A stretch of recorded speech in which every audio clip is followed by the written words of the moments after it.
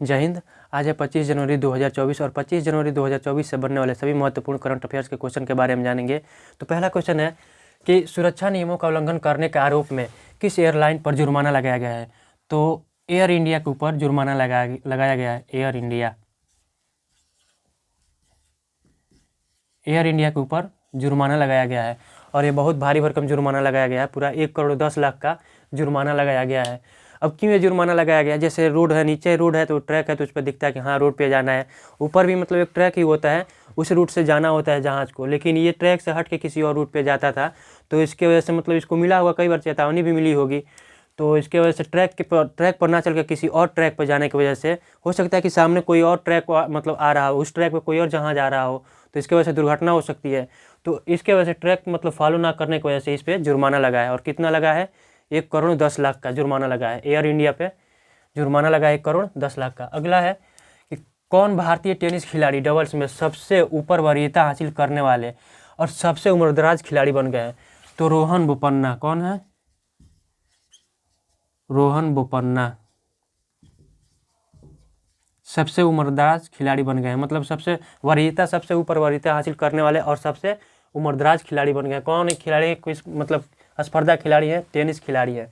इनसे पहले मतलब 3 लोग और थे जो मतलब वरीयता में प्रथम स्थान लाए थे। एक सानिया मिर्जा, महेश भूपति, दूसरे महेश भूपति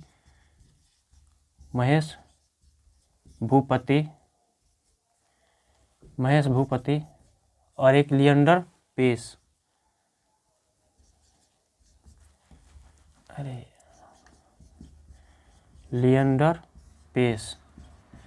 ये 3 लोग थे, मतलब वरीयता इन लोगों ने भी लिया था, प्रथम स्थान इन लोगों का भी था, लेकिन सबसे उम्रदराज खिलाड़ी नहीं थे।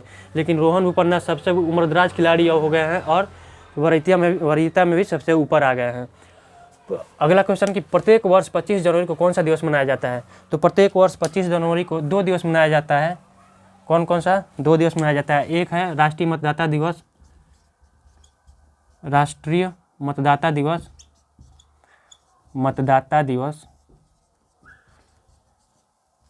और दूसरा है राष्ट्रीय पर्यटन दिवस।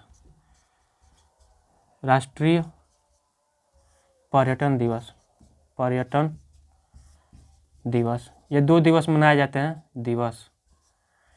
और ये राष्ट्रीय मतदाता दिवस कब से मनाना शुरू किया गया था? तो राष्ट्रीय मतदाता दिवस 2011 से मनाना शुरू किया गया था। हर साल मतलब 2011 के बाद से हर साल मनाया जाता है राष्ट्रीय मतदाता दिवस।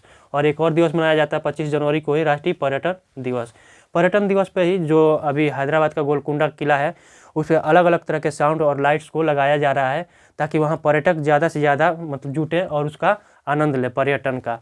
अगला है कि किसने कहा है कि भारत को संयुक्त राष्ट्र सुरक्षा परिषद का अस्थायी सदस्य बनाना चाहिए? तो टेस्ला के CEO कौन है? Elon Musk. इन्होंने कहा है कि भारत को संयुक्त राष्ट्र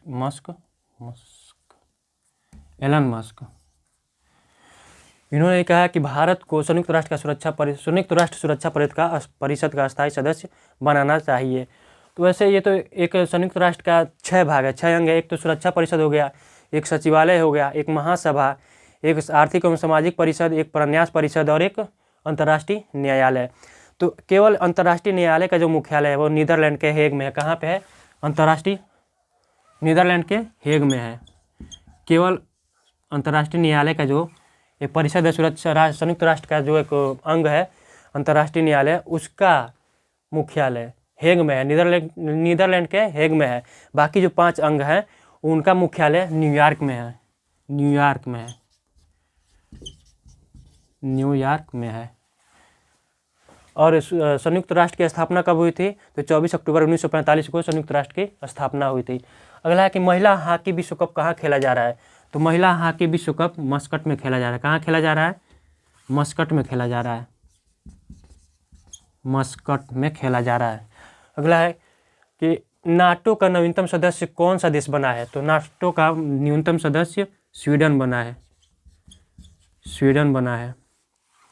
ये तो 2022 में ही अपना मतलब पत्र दिया था कि हमको नाटो में शामिल होना है, लेकिन उसमें भी एक नियम है कि नाटो में जो वर्तमान में जितने सदस्य हैं सभी सदस्य जब हाँ में कहेंगे कि हाँ ये सदस्य मतलब ये देश नाटो में शामिल हो सकता है, तभी कोई शामिल हो सकता है। लेकिन स्वीडन के लिए केवल तुर्की ने मना कर दिया था, मतलब अपना वोट नहीं दिया था कि ये सीधे नाम में कह दिया था कि स्वीडन नहीं आएगा। सिर्फ एक के वजह से, तुर्की की वजह से स्वीडन को नाटो में शामिल नहीं किया गया था, लेकिन अभी ये तुर्की भी मान गया है, तो अब स्वीडन नया सदस्य बन गया है नाटो का।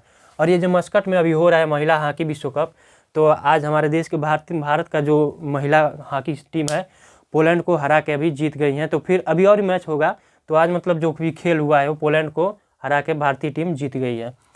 अगला है 75वें गणतंत्र दिवस के उपलक्ष्य में किस देश में 8 भारतीय नृत्यों के साथ एक सांस्कृतिक कार्यक्रम का आयोजन हुआ है? तो श्रीलंका में। कहाँ हुआ है? श्रीलंका में हुआ है। भारत के उच्चायुक्त श्रीलंका में, जो भारत के उच्चायुक्त हैं संतोष झा, वो यहाँ के मुख्य अतिथि होंगे। संतोष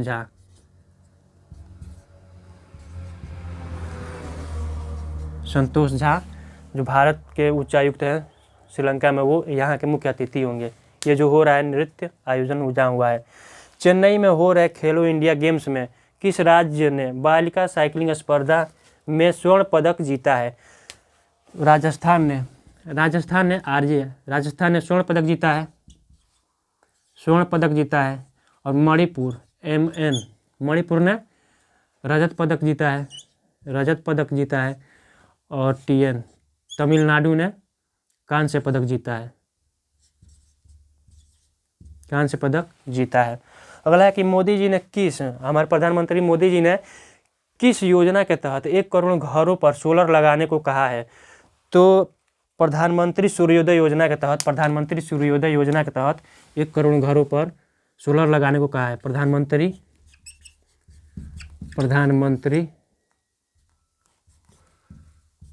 सूर्योदय योजना